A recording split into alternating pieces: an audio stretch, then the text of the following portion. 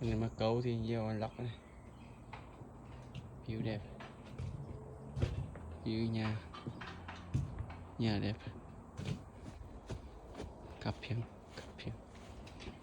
Nếu mà câu cá thì lọc thì khả năng có, không đang nhỏ một quả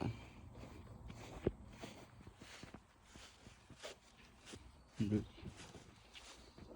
làm view phong cảnh hữu tình.